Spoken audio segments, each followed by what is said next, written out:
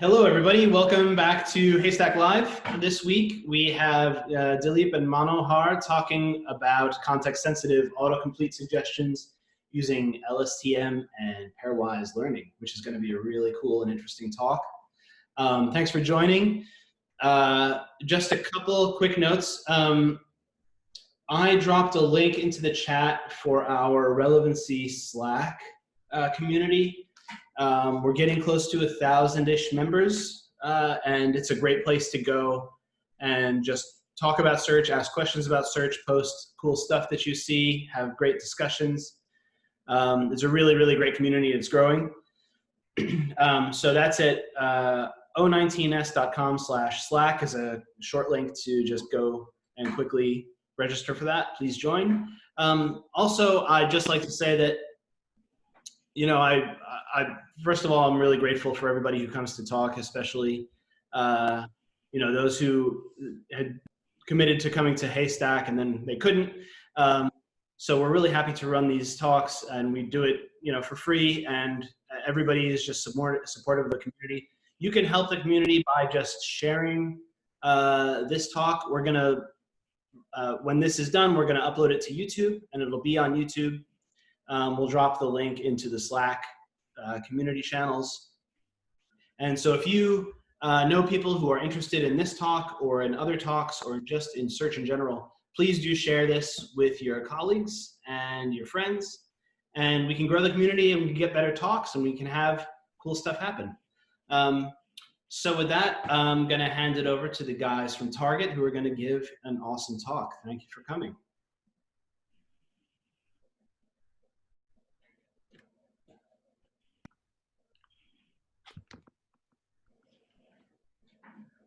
Hi, Max. Thanks for the introduction. So, hello, everyone. Thank you all for joining today's session. So, the topic for today is context-sensitive autocomplete suggestions using LSTM and pairwise learning. So, before we begin, let me just briefly introduce myself. My name is Dilip, and I work as a lead AI scientist at Target. So, I'm part of the relevancy team here, which is responsible for the search experience on Target's website and apps. So I'm with Target for the past 2 years, and basically I'm from Bangalore, India, and I did my bachelor's in mechanical engineer and master's in analytics. So prior to Target, I have about 9 years of experience across various startups, and most of it is in data science space. So along with me, we have today my colleague Manohar. Hey everyone, hi, this is Manohar, part of Target relevancy team, working as a senior engineering manager here. I have been with Target, this particular relevancy team, from the past 3 years, working in various areas in the relevancy. And I'm from same place, Bangalore, India, like Dilip. And prior to Target, I did work in different companies, primarily in the verticals related to telecom, CRM space, and data cloud space. It's here from the Target. I have been all the relevancy experience in the last 3 years. And I hold a bachelor's degree in electronics. So here's our today's agenda. We'll talk about what, as a relevancy team, we do at Target. Then we delve into our autocomplete, what exactly it is, an overview of autocomplete, and also in basic implementation of autocomplete. It's kind of a basic approach how we can implement autocomplete. Then we talk more into why context can help at the autocomplete, and how did we do it such a way that we also talk from the perspective of an engineering as well as the data science to tell how context can help the autocomplete. So here's what we do as part of relevancy team at Target. Yes, autocomplete, which we are going to talk in detail in a minute. Beyond autocomplete, we do work on various areas, query understanding and ranking. So the query can be either a narrow one or a long tail query. Either cases, we need to understand what is the query, what is the intent behind the query that the user is trying to, and provide the relevant suggestions. By being relevant, we also need to ensure that we are ranking those suggestions, be it considering various signals we can. Apart from that, we also try to show the facets. We discover the facets for that particular query and rank them too. so that it helps in drilling down to the what are the suggestions the user wants, and also it kind of helps in findability, so that user can find what she is looking for quickly. Spell check is a component which is needed for search. Obviously, I mean, we as the humans do mistakes, right? So in order to ensure that we are assisting the user here, we do the spell check on what are the queries that user is entering. And also, it's kind of, we know the nomenclature better. Sometimes it just happens that user may not be knowing the particular brand. They may have heard it somewhere, and they don't know how to spell it or show it correctly. So in such a cases, the component of spell check do help. So we do use Scholar as a backend for the search engine here. We did write some customized components in order to the needs to suit our needs. Yep, all these different areas has to do a lot with the natural language. So obviously we have been working on the natural language processing and deep learning.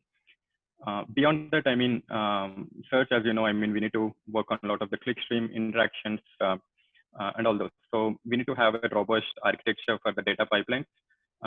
And these data pipelines help us in collecting the data that is, whether it can be a training data that is needed for any of the models here, or it can be any kind of metrics, be it the search metrics, any kind of relevancy metrics, etc. Autocomplete. So why do we need autocomplete? What does it help? As most of us would be familiar with this autocomplete. So whenever we type something, we kind of see some suggestions where it kind of assists the user in expressing her intent. It kind of provides lesser friction and faster search experience. What does it mean by that? I mean, obviously, when someone is typing window, the user doesn't need to type the entire query, and within the fewer keystrokes or lesser keystrokes, she should be able to get to the and ability to express the intent, what she's trying to. Also, it helps us to control, get a better control on queries. When I say better get control on the queries, whatever that we are suggesting in the autocomplete, we know this queries better. We understand our search engine better. This is something can be get from the clickstream logs too, but at the same time, we understand our catalog better. So in such a cases, we suggest the queries that are much more, which are better and kind of like with a fewer typos. For example, if you look at the example of window valence, the valence is not a popular keyword, and user is trying to type something related to it. And so in such a cases, we kind of, if we suggest such kind of queries, there will be fewer typos. And also we help in better meaningful query reformulations. User is searching for window shade for a car, and she's really struggling to enter like how to formulate that particular query. So this autocomplete also helps in such cases. Moreover, as I mentioned, I mean, we kind of know our search engine better and the catalog better. So the meaningful queries means if the user is clicking on this particular queries, that means it kind of help in better conversion.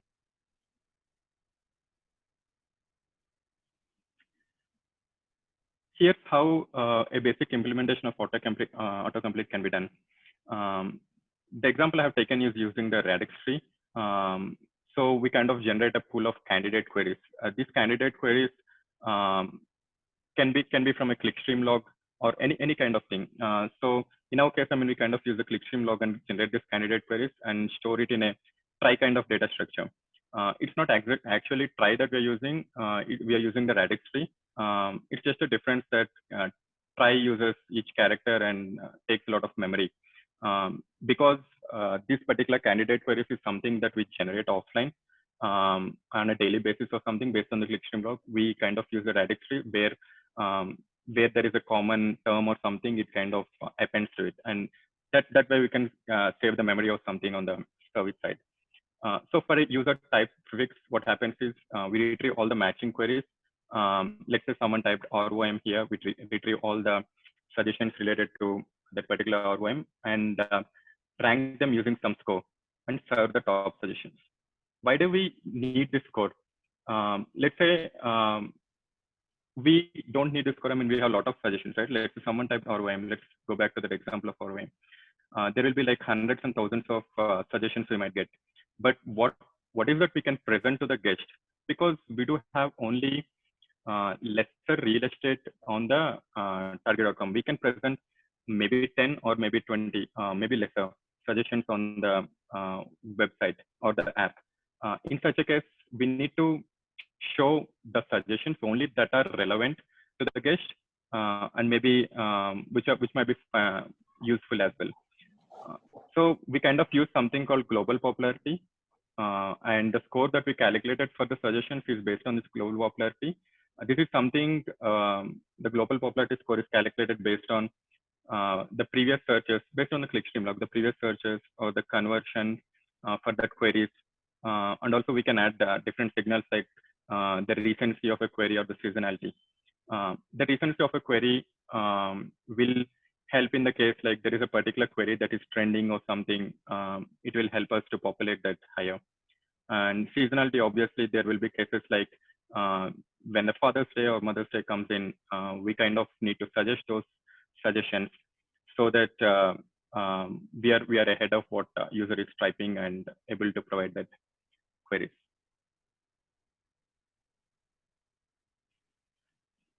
So now we kind of went through some global popularity-based suggestions, but why do we really need context?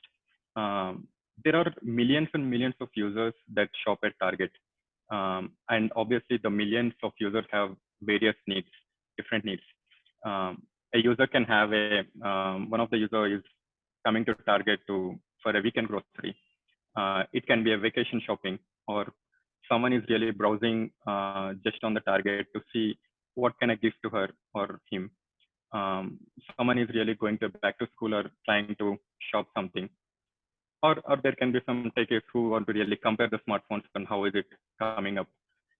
In such a case, when a user types in Apple, what do you want to present? Is it the Apple's iPhone or the Apple's cider vinegar? What if we know, if we just consider the global popularity, it may just happen that the Apple iPhone has popularity score is much higher than the cider vinegar. That means we are not able to surface this particular suggestion at all. So in a case, we are saying that we are not providing relevant suggestions and we are not understanding the intent here. So how does the context help here if you use? Take the same example. If let's say we do know that user is coming from searching something for the weekend grocery, then obviously the apple cider vinegar is something that should be coming on the top and Apple iPhone a later position or maybe down. And we know, right? I mean, the higher the position, the better the click rate. It can be in any search engine you take. So that also helps us in with fewer keystrokes. You may not need to enter apple cider vinegar or maybe to the extent whatever he can to really find the relevant query he wants. So with a fewer keystrokes, we should be able to identify the relevant query and provide better experience. Of course, there are challenges to this. We need to able to understand whatever the user is trying in the real time and predict it. At the same time, the services we have really tight SLAs here. The latency should be very less.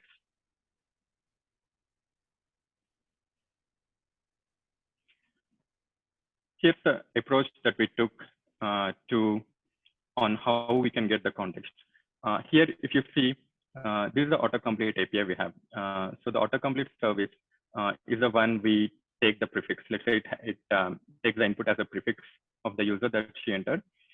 Now we kind of get the popularity-based queries out of it and the context-based. So how do we get the popularity-based here? As you can see on the right side, these are the popularity-based. We obtain it from the clickstream log. This can be, as I just mentioned, this can be something of based on the searches or clicks or cart ads or any kind of interaction search it does. Now, it's not just the popularity-based queries. Along with the popularity-based and the offline daily job that we have, we kind of generate this suggestions vector. So what is this suggestions vector is something we'll talk about. Dilip will mention about it detail a bit. So once we got this population-based queries, popularity-based queries, we provide them to the autocomplete service. And this is something a daily job. This is something provided to the autocomplete service, and it caches these queries as well as the vectors. So these are the dictionary list that we have generated. But at the same time, for that particular user, we kind of generate something called as a, we try to get to something called as a context. So what is context here? As you can see on the left-hand side here, this is how we generate the context for a particular user. The context is something generated based on whatever the interactions that she did on the target. It can be something of a search, searches that query searches or something, or the browse pages or the category pages she has browsed through, or the item clicks that she has done. So how do we get this? So we capture this search or browse and item interactions in a real-time way via the Kafka. So once we have these interactions, we have a consumer which consumes all these interactions and then process it all, each and everything, and we generate something out of that. I mean, something called a context vector. This is something particular to a session. So how do we generate context vector is the model that we, the LSTM model that we are going to talk in a moment about it in detail. And once we get this context vector, we store this particular context vector to that particular user in Redis. Why Redis? It's a key value store and it have very low latency. So we just need at the runtime, we just need for a particular user, what is the context? At the same time, if you see this particular entire flow, this has to be in something like a sub-second. As we observed in Target, user comes to Target and searches one query. Let's say it is abandoned for whatever the reason it can be.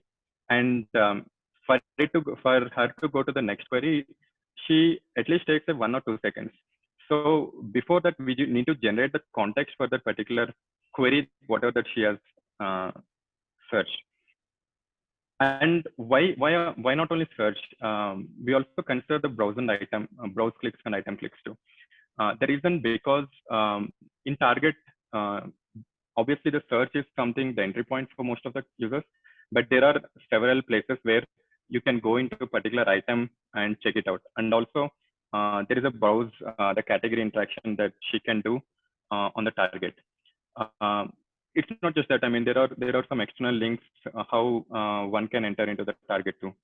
So what if you know all these different interactions and not just depend on search, we have a better coverage of the users, and we know better, even not just coming to the search, we know if someone has landed to target.com from our external search engine or something, then we kind of know that she is interested in so-and-so context or something, and if she is not able to get whatever she's looking for from that, then the next step is we will be able to show better suggestions. So based on all these events for a particular user session, we calculate the context and store it in Redis. So in the real time, as I mentioned before, we got the popularity-based queries here. So out of the popularity-based queries, we also get for a user, we get the context from the Redis, so which is the C. So now this context vector as well as the suggestion vectors, this is, let's say, we are not really taking, if you look at the previous example I just mentioned, there are a lot of suggestions, hundreds and thousands of suggestions for a particular prefix. We are not really taking all the suggestions here. Based on our experiments, we found out that a top 50 or 100 suggestions we take for that particular prefix can help us in re-ranking or using it better, considering for the context. So out of this popularity-based queries, we get the vectors out of it, and we do a dot product of it and get the similarity score. This similarity score and the popularity score of that particular suggestion will be a scalar values. Then once we get this, we blend and rank them And that is where we use the pairwise learning to learn these types, which again, we'll cover it in the later part of the session. Yeah. So as I mentioned, this context vector is something generated using the model. This is something Dilip will present it further. Yeah, hi, thanks Manohar. So as you just saw earlier, we have these two vectors like this context vector and suggestion vector. So both of these actually form the core of this contextual autocomplete. But how do we get these? Actually, these are derived from the user queries and other non-query events. So these events are actually passed into some deep learning model, which convert these events into these vectors. So the first step is actually representing these events in some numerical form. So we do that by extracting 3 different attributes out of these events. So every event, whether it is a query search or whether it's a category browse or product click, so we extract these 3 different types of information. The first is text. So let's say it's a query. So now there would be multiple tokens in the query. And the textual representation is actually simply the average word-to-vec embeddings of all the tokens in that. So let's say your word-to-vec dimension is of 100. Now each token would have a 100 length vector, and we take an average of all the tokens. So if it's a 5 token word, so it would be an average of 5 vectors. Resulting would be another single vector of length 100. So that would be the textual representation. And this word-to-vec model, this is actually trained on the target catalog. So this has information and it's aware about target brands or products that are more confined to target's catalog. And it's also biased towards the target products. So that way, this vector representation is pretty aligned with what target has. So that's the first type of representation, text. Then and the second is category representation. So in category, actually, if it's a query, we need to translate query into a category. So actually, there's another thing called as a category classifier within target. So this, the input of this would be any query, and it can return which category this query is most likely going to be.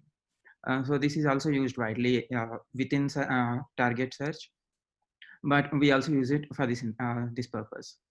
So for this, we use this category classifier, and this returns the category to which this specific query would belong to. And this category is then converted to a one-hot representation. So this would be another vector of, let's say your categories, you have 1,000 categories. This one-hot vector represent would be of length 1,000. So finally, we would have something called as an event flag. So as Manohar mentioned earlier, it's not just queries that we use as user events. It could be other things as well, like category browses or product clicks. So the model should somehow know that what type of event it is. And we are using this event flag to represent that. So this is just a single numerical value. So let's say you have some 10 different types of events. So this would be a number from 1 to 10. So finally, all of these are concatenated. So let's say this is a single numerical value. This is, let's say you have 1,000 categories. So this would be of length 1,000. And let's say our word-to-vec model is of length 100. So the length of this one would be 1,101, so sum of all these dimensions. And now the event is ready to be passed into a model. So here we see how the model looks like on the right side. Before we go into this, actually, let's just see what the input is. So here we can see this example row. So let's say a user performs 4 different actions in a session, the final action being this query, apple cider vinegar. Now the first action, let's say user browses a category page. So let's say the category ID is something like this ABCD. And this C prefix indicates that it's a category browse event. Followed by another query search, like the user searched for white vinegar. And followed by that, the user clicked on some product. Let's say this is a product ID 1, 2, 3, 4, 5. So these prefixes C, Q, and P, they indicate the type of events. And this is inside the training data. When it actually goes into this, in the pre-processing stage, all of these are converted into these event flags and everything. So in this row, we can see the first 3 events. This forms the context. So knowing that the user has performed these 3 events, the model should be able to say that the user's next likely query is going to be this one. So that's what the model should learn. And what we are doing is like we are generating a context vector out of this first set and a suggestion vector out of this second set. And we are making the model learn such that both of these would be close to each other if this is the actual suggestion. So as we saw in the previous slide, all of these events are represented in a numerical fashion, and they are passed into this model. So initially, this whole set of the sequence would be passed into the model. So in this case, we have these 3 events. So each of these 3 events would be passed into the model. So I will go through the details in a short while. But at this point, what happens is in each of these events, let's say we have 3 events here. So at this point, into the LSTM, there would be 3 vectors which go into these LSTM layers. Each of these, the vector would be having information about categories, text, and the event. So all of them are squashed into a single long vector. And there are 3 such vectors, one for each event. So those go through this series of LSTM layers. LSTM is actually just an architecture in deep learning. It's we are not covering what an LSTM is in detail, but it's just a model that's typically used for sequence modeling. And here we have a sequence of events, so that makes this a pretty good choice here. So once these 3 sequence of events go through this, finally here, all of these sequence will give you a single vector. So whatever may be the number of events here. So here it is 3. There may be other cases where it could be 5 or 7 events. So all of that here at this point, just before dense, it will be a single vector. And finally, there will be a fully connected layer. And the output of this is the context vector. So this is what will be stored in the Redis database that we just saw earlier. So this exact model will be used for the suggestions as well. So every suggestion goes through the same model, and we would get a suggestion vector also. Now, let's see the initial set of layers that before the LSTM. So we have this input layer, and we saw earlier how the input contains 3 different components: a text, category, and event. So immediately at the beginning, we split them into these 3 components. So the text is already based on average word to vec, and we don't do much on this. But category, it's actually a one-hot representation. So if you have 1,000 categories, this is going to be a very sparse vector. Like it would just have a single non-zero and everything else is zeros. That goes into this category embedding layer. So in this, what happens is it learns a dense representation. So this sparse vector becomes a dense vector, and it will be typically very short in length. So if it's 1,000 dimension here, it would be something like say 100 dimension. And in these 100 dimensions, you would learn, this learns the category representations. And if 2 categories are closer to each other in some way, and they will have closer representations to each other. Now this dense representation is then concatenated with the text, and we would have it here. Finally, we are having this event flag, right? So even this event flag will learn some kind of embedding. So if you have 5 different events, it will have 5 different embeddings, and the embedding dimension would be equal to this one. So here we do an element-wise addition of this text plus category with the event. So what's happening here is we are learning the same kind of category embeddings no matter what our event is, whether it's a query or it's a category browse or anything. And there can be some minor differences based on what the event is. So those differences are being learned here. In that way, these event vectors, whatever are the embeddings here, they represent some kind of an offset span for different event types. So offset span is like just how much difference these need to be, like the kind of transformation this vector needs to make based on what the event type is. So that's what's happening inside this initial set of layers.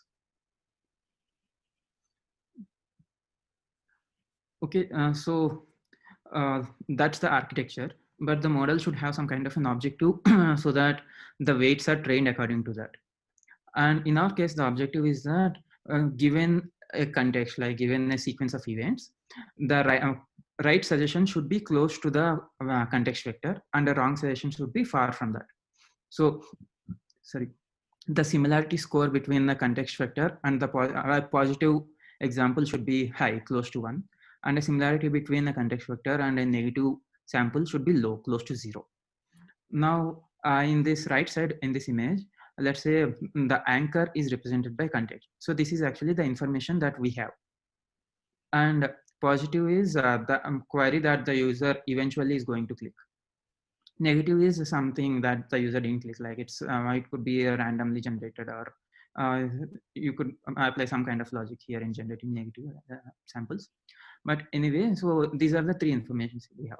So initially, when we initialize the model, it can be so that a positive is far from the anchor. So the actual suggestion vector is far from the context vector, whereas a negative suggestion vector is close to this. So it's similar. So it can happen like this because it's a random initialization. But after learning, once the model is trained, this should be the case, like the anchor and the positive. That means the context vector and the positive similar, and the suggestion vector for a positive example, those should be close to each other, meaning they should be very similar. And the negative example should be far, meaning the similarity should be poor here. So now this type of structure, like this is what happens in these models, typically Siamese networks, wherein we pass the same anchor, positive and negative, through the same network. So the same network is being used, and that's why it is called Siamese. And this type of learning we can achieve using something called as a triplet loss. So this is the equation which represents the same thing in a more objective fashion. So what's happening here is, let's go through each of these. So here it's the similarity between sequence and a positive. So this is the context and a positive example. So we want this to be very high, something like close to 1. And this should be very low, close to 0. So the difference between both of these should be high enough. It's not like this is 0.51 and this is 0.50. We don't want something like that. Even though it is higher, we want a decent margin between them. So this margin represents that one, like how far apart these should be. And the loss is calculated like this. So let's go through these examples, which makes it clear. So let's say the similarity between context and positive is 0.5, and similarity with negative is 0.9. So this is pretty bad, like negative is closer to sequence. And the difference between these 0.5 minus 0.9 is minus 0.4. So this and that's this value, minus 0.4, and margin minus this would be 0.7 minus 0.4, which is a loss of 1.1, which is very high. After some training, maybe it happens that the positive example goes closer to sequence. So the score goes up to 0.9 and negative goes down to 0.5. So the order is right, but still the magnitude is not good enough. Like it's only 0.4 difference. And we want a margin of 0.7. So the loss becomes 0.7 minus 0.4, which is 0.3. And finally, once the model is trained, it will look something like this. So the positive example is very similar, which is like 0.9, and negative example is not at all similar. So the similarity is like 0.1. So the difference between them is 0.8, which is higher than margin. So here it is 0. So now how is the similarity calculated? So there can be various ways. So you can use some kind of a distance metric like Euclidean distance or a Manhattan distance, or we can actually use a cosine similarity. So cosine similarity would be like this is what we are using here, like a cosine similarity case 1 is good and 0 is bad. And when the underlying vectors are unique normalized, we can just use dot product, which represents the cosine similarity. So that's how to represent the cosine similarity, we have been using dot product. And even in runtime, we just calculate dot product to get these similarities. So in essence, the similarity score is what is influencing the ranking at the end. And that's what the model is trying to learn. So in this positive example, positive is actually the final query that the user has searched in a given session. So this is from our query logs. But what about negative queries? So we are generating them randomly. And here we just see that a positive should be closer than one negative. But we can use multiple negative samples. So you can use 5 or 10 negative samples for every positive sample.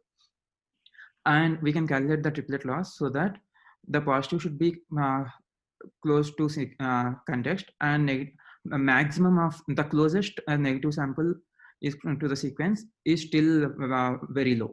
So meaning every negative sample will try to be close to 0. So that way, even though for a one record, we will be the model will see the several negative examples within one training sample. And triplet loss will be calculated based on the highest similarity among all negative samples. Okay, so this is how a simple a sample model looks like. So let's say you have a training data of 5 million records. Of that, with a 80-20 split, 4 million records will be used for training and 1 million would be for validation. Here, one record is one user session. And the model parameters for the architecture that we just said earlier, that would be about 7 million. And this would take about 2 hours per epoch when trained on a GPU.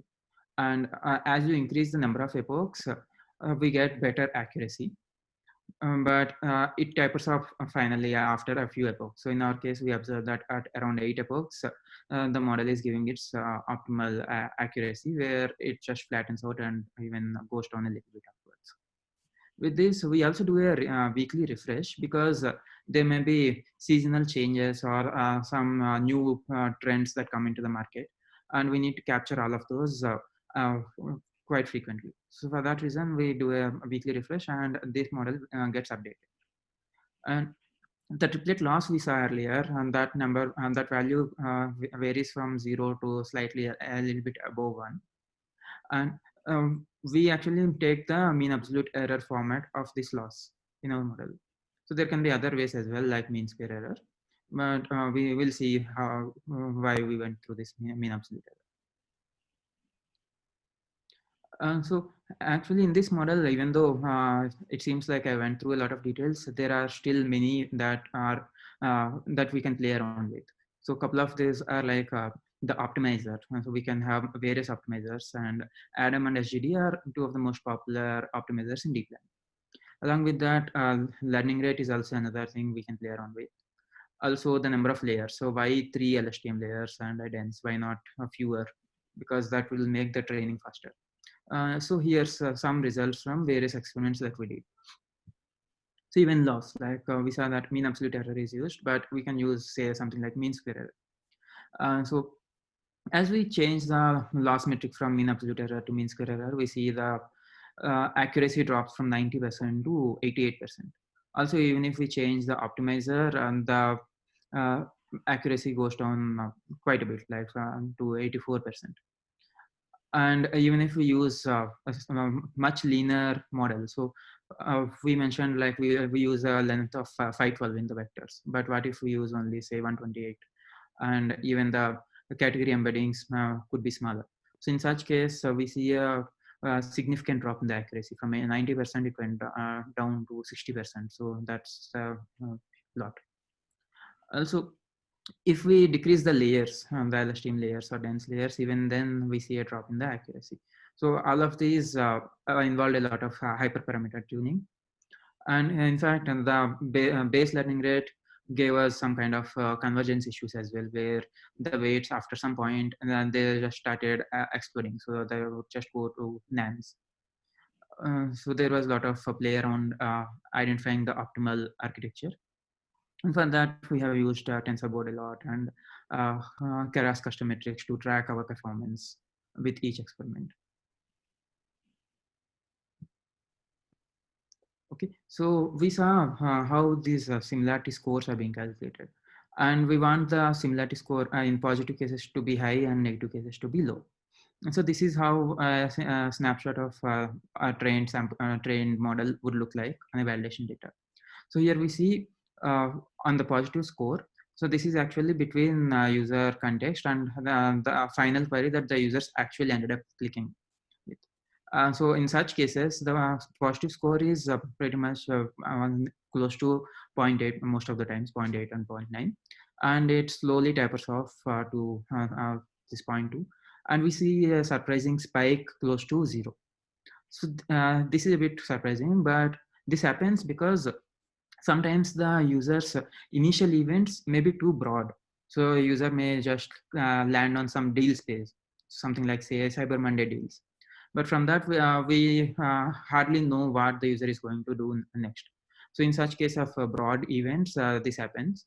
And also there may be a few cases where the context itself changes. So users would be switching some context. So they are rare, but they do happen. And because of presence of such examples in the training data, we see this spike. And this is for the positive scores.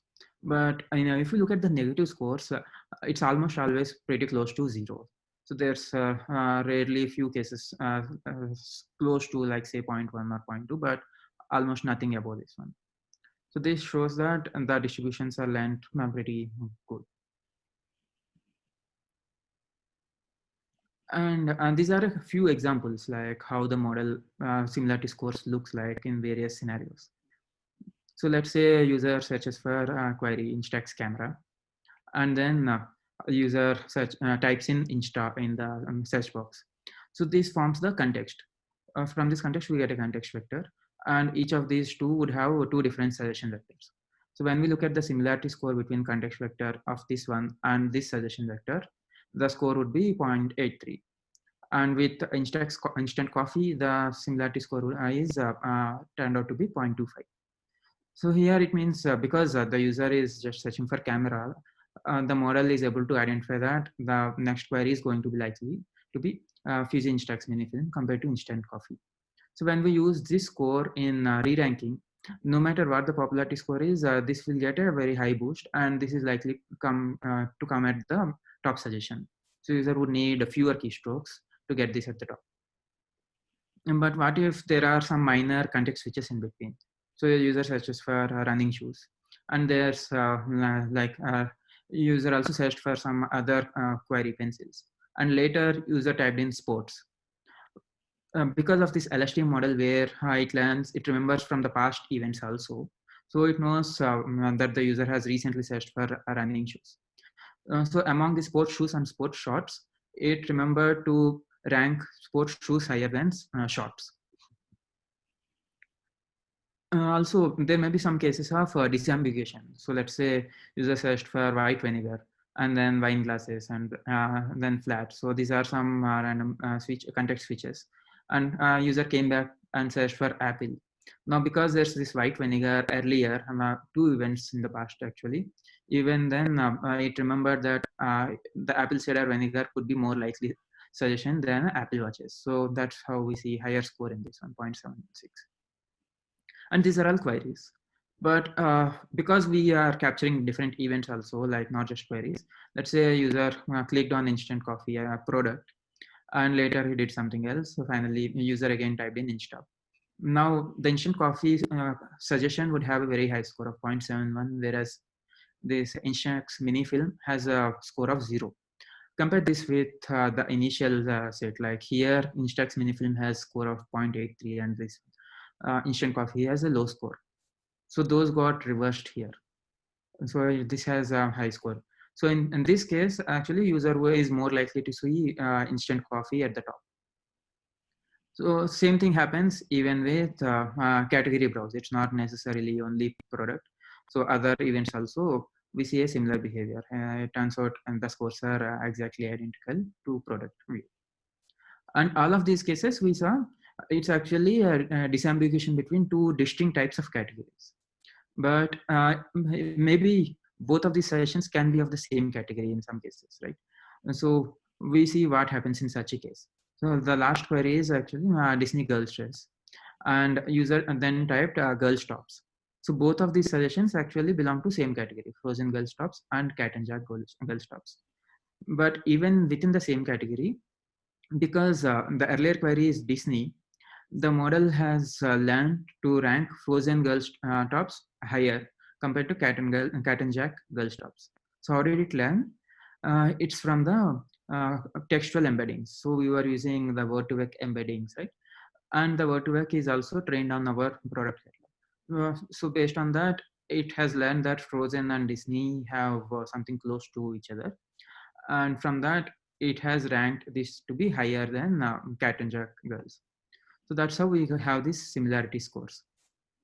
So the similarity score is the input to our final re-ranking along with the popularity score. So now we need to merge this, we need to have a way to merge this similarity score to the popularity score. We have some blending, and Manohar will be talking more details about that.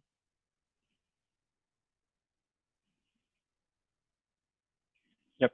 So as Dilip mentioned, the popularity score that we calculated, the similarity score that we calculated, we need to blend, we need to find a way how we can blend this with the popularity score. So for the same, we use the pairwise learning, and for that, this is how we generate the discontent pairs. So here's the data point. We just saw the event sequence in the before slide. The same thing, I mean, you could see the event sequence as well as there are some positive queries and negative queries we consider. In this particular case, what is a positive query? Let's say a user is typing for instant coffee and he entered some prefix here. So the positive query is something that user saw and clicked on it.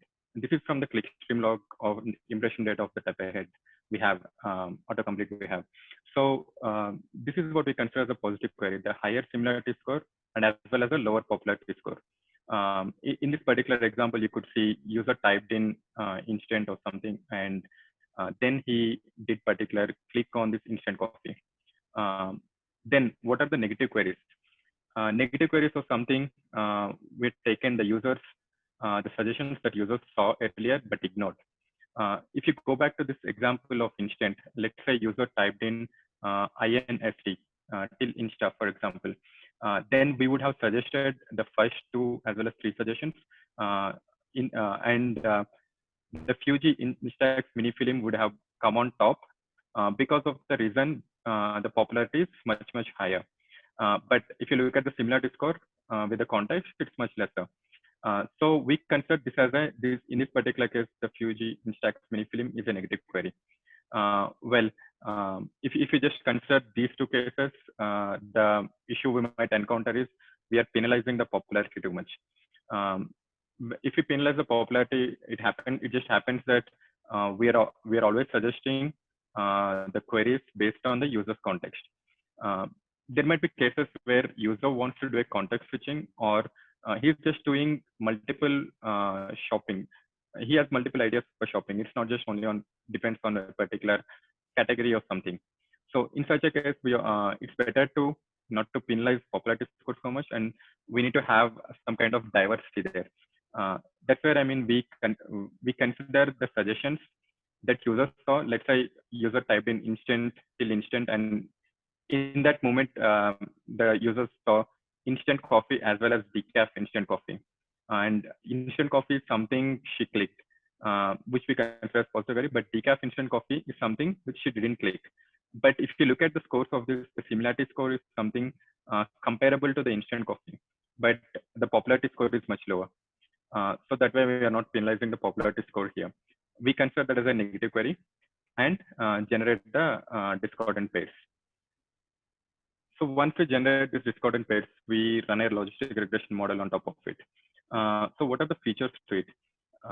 As you see, the similarity score between the sequence and the positive query, as well as the similarity, the sequence, as well as the similarity score of sequence to that of negative query. Those are the 2 features, and as well as we also consider the popularity score of the positive query, as well as the negative query's popularity score, global popularity score. Considering all these features, what we want to learn out of this is W1 and W2 for the similarity scores and popularity score. So once we learn this, we did learn this using the logistic regression, and once we learn this W1 and W2, this is something that we use at the runtime. If you remember, before we kind of doing a blending, once we got the similarity score scalar value as well as the popularity score scalar value, we need to blend it. And once we got some n number of suggestions from the popularity, we just re-rank them based on this particular W1 and W2 scores. And once we have the final score, we pick up the top 10 suggestions and return back to the user. So we did all this. We talked about why context and how it can help, but what is the impact we observed out of this? The first thing we did, for as a key metric is the CTR at the, for the suggestions we show at the autocomplete. So after this context, obviously we are able to show relevant suggestions on the top and that means a higher click-through rate on the autocomplete. As I mentioned before, like we understand our queries better. So that means based on the catalog. So that means if a query is originated from autocomplete, that means the chances of conversion is higher, which in turn turns out to be the increase in sales demand of search overall here. At the same time, now, because we know the context of the user, we were able to predict the suggestions much faster and much quicker, which will help in lesser frictions. That is nothing but the keystroke length the user has to enter now is much lesser. Here's the tech stack that we considered for building this particular solution. So for training data, whatever the model training that Dilip just explained, we use Keras and TensorFlow, which is obviously based on Python.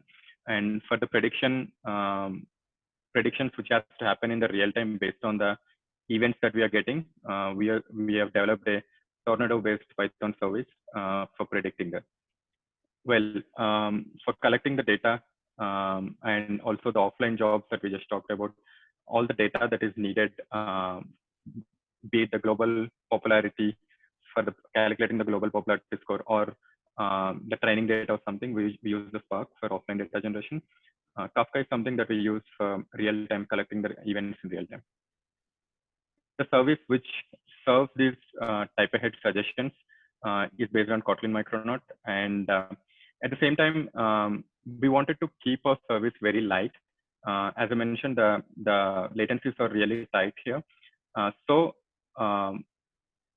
we designed such a way that we just do the dot product of context vector of the user to that of dot product of the popular suggestions. Once we do this dot product, we just re-rank them based on the W1 and W2 we just saw. This is something the dot product is done using the ND4J library, which is very simpler and easier to integrate. The data store key value pairs for storing the user to the context details, we use Redis, and all this is running on Kubernetes tech stack. Yep, that's it on the context, what we did on the context target for autocomplete questions. Yeah, thanks so much, guys. That was a really interesting talk. Please, everybody, we got a bunch of people on the call right now, so if you can just please drop your questions into the chat. If you can type your questions into the chat, and I'll ask them. And just to get things off, I'll start off with a question. I'm interested in your Word2Vec implementation, specifically like your hyperparameters. Are you using SIBO, skipgram? How big is your dictionary? What's your windowing size? Things like that. Maybe if you wanted to elaborate on that a little bit more. Actually, we didn't do a lot of training on tuning on that. We just used a SIBO, and we used the default window size. But we used a dimension of 100. And so the vector dimension of that would be 100. And that's based on our product titles. And we also use the product descriptions in that one. Okay, cool. Regarding product titles and descriptions, you get your descriptions from third parties, or is that all curated by Target and as well? Is it well maintained? Because I know e-commerce solutions get data from a lot of places.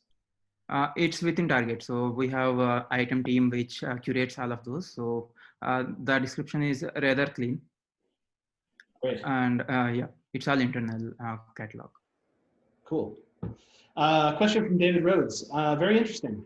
Do you get the context from the user's current session, or can you include the user's complete history with Target? So we use only the current session. Yeah, go ahead. Yeah, so we just use the current session. Obviously, based on our data analysis, and what we observed is the context really changes from session to session. So we kind of use the current session and kind of limit it to maybe 30 minutes or something, so that within the 30 minutes itself, there is a lot of context switching that is happening. Cool. I know other people have to have questions. Yeah, cool. So a question from Andrzej Kasak. How do you take into account the freshness of the data? So in our training itself, we actually do some kind of a sampling. So we don't use the whole training data set of like years of data. We do more sampling towards the recent weeks of data. And whenever the retraining happens, this has more exposure towards the recent queries and the recent behaviors. So that's how we bias the training data towards recency. Adding to that, whatever that recency, we also consider the global popularity level. So that way, I mean, we kind of use that as a signal to popularity score. So whenever we kind of blending it, actually, the freshness of the data comes into. Okay, yeah, I think you just answered the question from Sundar. Oh, okay. So how frequently do you refresh the popularity data? Was his question. So the popularity data refresh is something we do on a daily basis. It doesn't change quite often. Why do we need to do on a daily basis? Is as I mentioned, the recency is something we need to consider. The trending queries, right? Sometimes it just happens that whatever the case, the queries to trend. So for that reason, we do daily refresh for the popularity data. Okay. Question from Leonardo Edelman, Weinstock. Great presentation, guys. Does Target have a specific team for the autocomplete feature? So we are just part of the relevancy team completely. It's not specific team as such. Everyone is part of the relevancy team, and yeah. How big is the relevancy team? How many people do you have working on search in total? I think we do have around like 40 to 50 people there. Cool. Sorry, I missed a question from Sujit Pal. Very nice talk, very detailed, thanks for this. It looks like the category embeddings are learned during training, assuming you start with random weights. Have you considered seeding this using a graph embedding on your knowledge graph? Yeah, not exactly from the knowledge graph. We tried to do it from our a slightly different model, which actually converts queries to category prediction. So the category model that I talked about in the meanwhile, but it turns out the performances are pretty similar, but that involves an additional overhead of loading all of that embeddings into this one. So we dropped that. So we ended up using random initialization. Cool.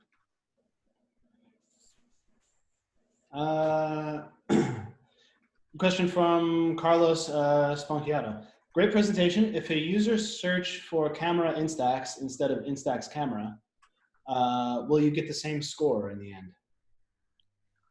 Yeah, the similarity score would be almost identical. Maybe the popularity score would be probably slightly lesser because Instax camera is maybe a more popular phrase compared to camera Instax.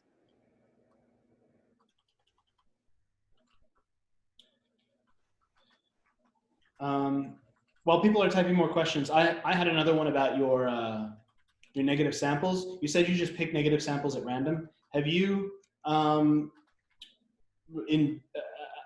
think you talked about this a little bit more in detail, but have you considered using negative samples that just turn up in the autocomplete set in an untuned way that aren't interacted with? So I know your positive examples are things that are clicked on from the suggestions, but have you considered using negative samples that show up but are clicked very, very, very few times or not at all?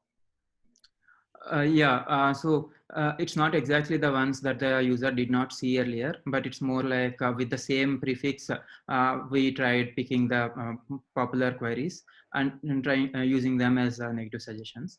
So that version of model, like that was one of the initial versions. So that did have a slight advantage, but it came at a huge cost of computation. So whenever the model needs to pick these queries, that's adding a lot of overhead. So we took a compromise in that. Yeah, that makes sense. Question from Javier Lorenzo. Great presentation. How long does it take between a result is shown and the selection of the user is a new source for the model?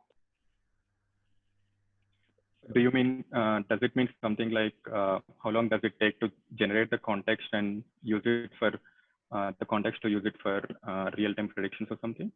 Okay, so we kind of, as I mentioned, that the abandonment rate is where when we consider like user typed in something or just clicked on, came into item page or something and going into, there will be a gap of like 1 second or 2 seconds is what we observed.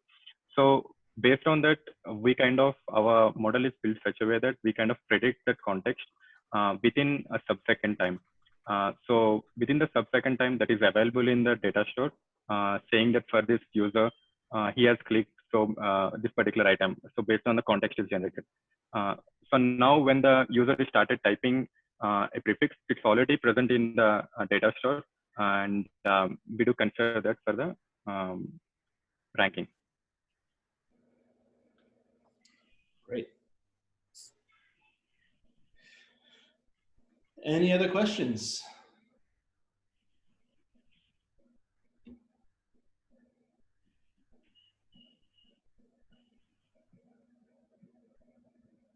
I wish Zoom told me when someone was typing. It doesn't. Okay, another question from David Rhodes. Does the user have to search for the query to go into the context, or will just typing and backspacing do it?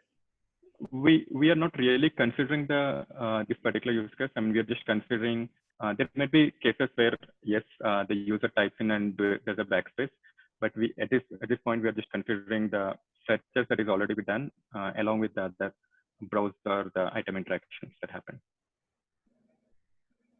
Okay.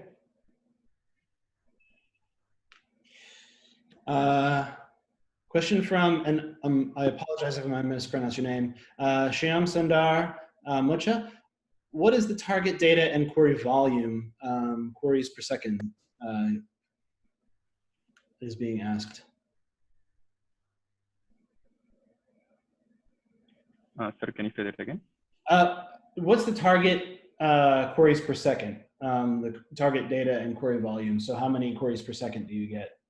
And what are you reaching for? It's definitely a lot of queries per second, and unfortunately, I can't really share that data. Sorry for that.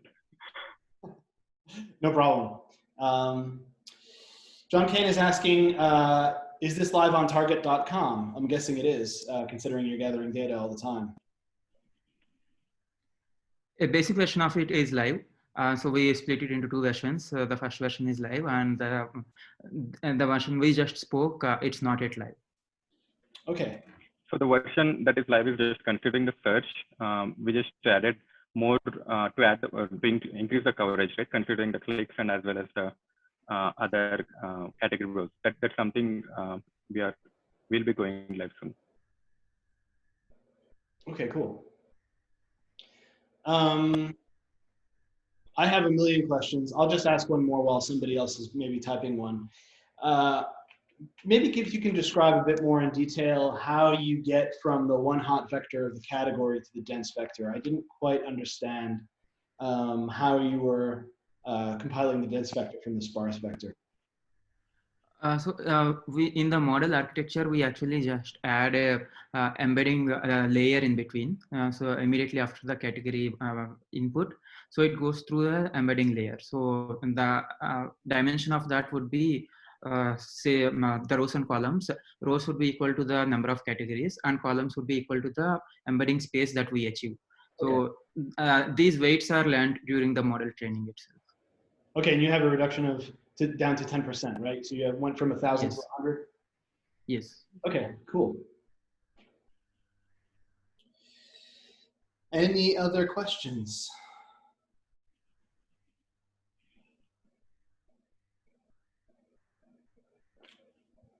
I'm not seeing any more. I just wanted to talk about, and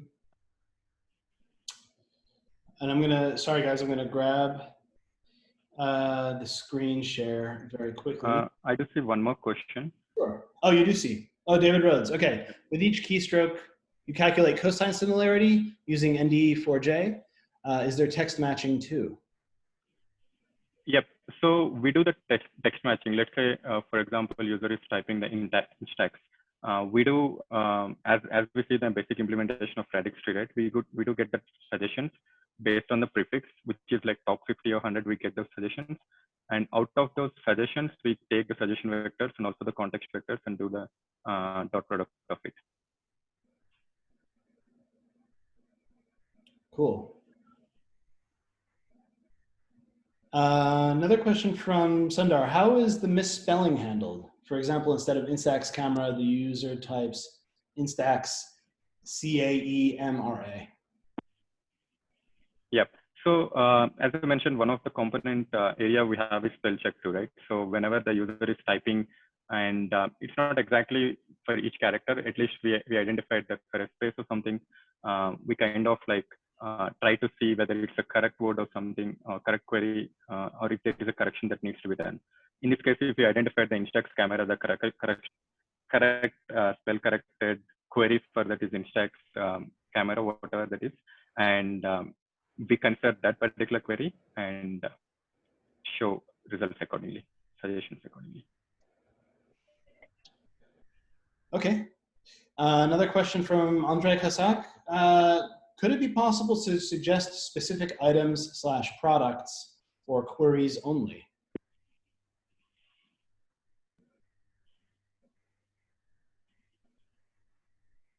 As of now, it's just queries. Okay. Okay. We don't show any products. Christine Yu is asking, when creating positive negative examples for logistic regression for W1 and W2, you just considered the 3 patterns in your slides as positive negative. What about the other cases, for example, with high similarity and high popularity cases as positive, or both low as negative? So we don't actually force them to be in this high similarity and high popularity to be positive and both low to be negative. These are actually purely driven from the user logs. All the queries that the user ignored before user ended up finally with searching one query. So those are the ignored queries earlier. Those form the some of the negative samples. But because in the basic version, popularity score is the one which surfaced these initially. So all of those turn out to be high similarity, so that high popularity. So that's actually an outcome of how we generate it. But because of this, it creates a bias that high popularity is bad. So to overcome that bias, we also take the lower popularity scores. So in the lower popularity, some of them can be higher similarity as well, and some could be low similarity as well. So we do not enforce any of those. So low popularity can have either high similarity or low similarity also. Okay. So does that answer the question? I don't know. Christine, does it answer the question? Yes, thanks. Yeah. It does. Yeah. Any other last questions?